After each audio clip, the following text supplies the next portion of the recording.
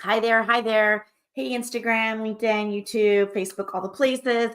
Glad to see you. I'm Suzanne Castle, creator and founder of the Sparkle Factor. This is where we get a few quick tips every Tuesday to help us up level our lives, make sure we're staying in alignment, that we're doing all the things that give us strategic action. So, no matter if you're in business, you're a solopreneur, you're a mom, you're retired, I know you want to live your very best life. And that's what we do here at the Sparkle Factor. So what are we going to do today? Oh, by the way, who are you?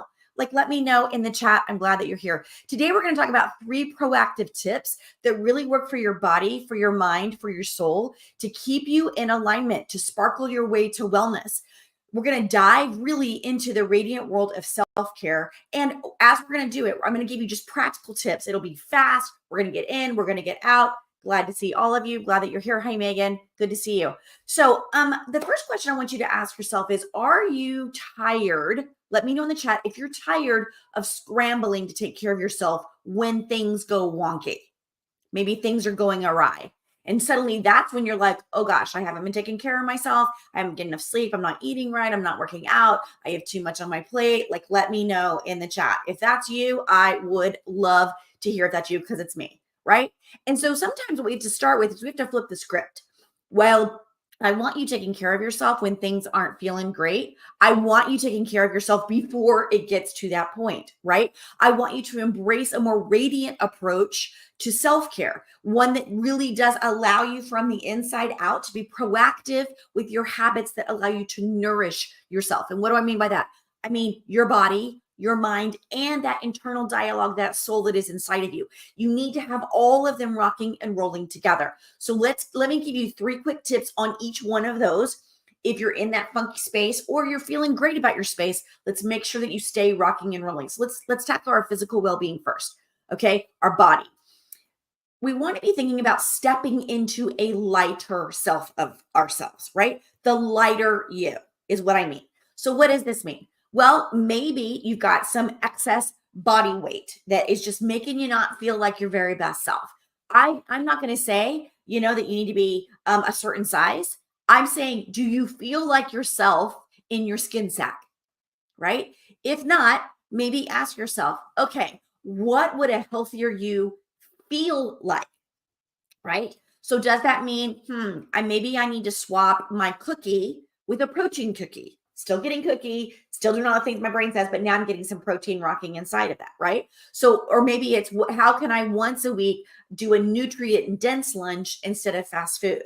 Or how can I make the internal stuff of my physical well-being rock and roll with getting more physical? Literally, can I do a 2-minute dance party every day? And maybe that's when I need to ramp up my energy and feel more like myself. So that's my first tip.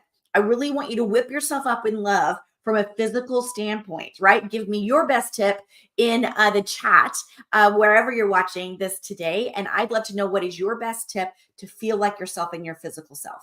Okay, let's go on to tip number 2, which is our social well-being, right?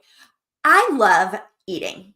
It took me a long time to say that. As a professional dancer person, I had to really unpack what that meant and be okay with my body now and what that means, and really get to love food again. For so long I couldn't, right? But what I like most about eating, honestly, is when I get to gather around the table and feast with more than food, meaning my relationships. That could be with loved ones, kiddos, your partners, your friends, other family, friends that are your family, like all of that. So maybe if you're feeling a little disconnected socially and not feeling like yourself, let's proactively put those things on your calendar. So how can you do that, right? How can you bask in the shared memories? How can you get some family dinners back on the calendar? We've come on the other side of society where the Sunday family dinner has kind of gone away. So pick a night. Are you going to do Taco Tuesday with your friends every Tuesday? Right. And so maybe a different person hosts, or you go to a different place every time, but make it something that you can look forward to, that's also helping your social self. So you get out of your own way and really pour into your relationships. That will help you feel more like yourself too. That'll also stave off burnout, right? Social companionship is so important for a healthy you. Third tip. Are you ready? Psychological well-being. All the rage. We hear a lot about mental health right now, and I'm so glad for that, because it took so long for us to get to that space. But when you're thinking about your psychological well-being, I think one of the best tricks is really to dive into mindfulness, whatever that means for you. So what is that? Well, I suggest you start by really deep diving into your present moment. What's going on? Recognize it, notice it. I'm feeling burned out. I'm feeling stressed. I didn't give myself enough time. I am joyful. Things are rocking today. I'm excited about XYZ, right? First, you want to dive into your present moment.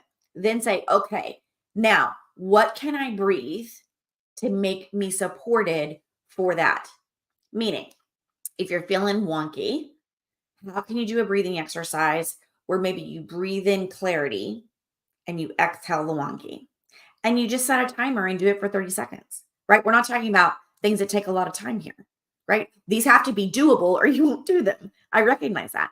But breathing can really reset a lot that's going on for you internally with your brain, with your heart, with your lungs. And when you get all those connected, your psychological well-being automatically elevates.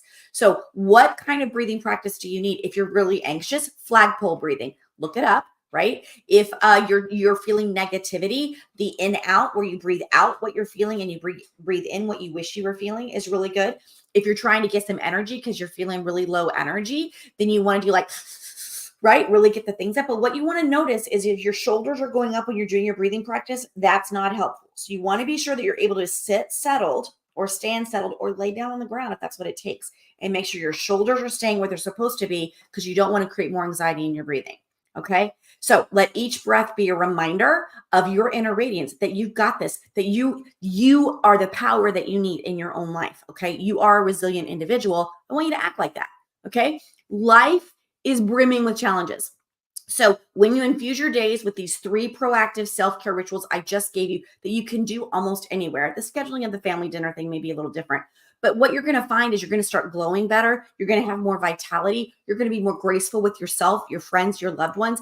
And I will tell you, you'll be more courageous. You'll be ready to conquer those things that were getting you down. I'd love to know your best tips of your self-care for your physical, for your social, and for your psychological well-being. Let me know. Thanks for being here. Quick Training Tuesday. Have a fabulous day. I'll see you soon. Bye.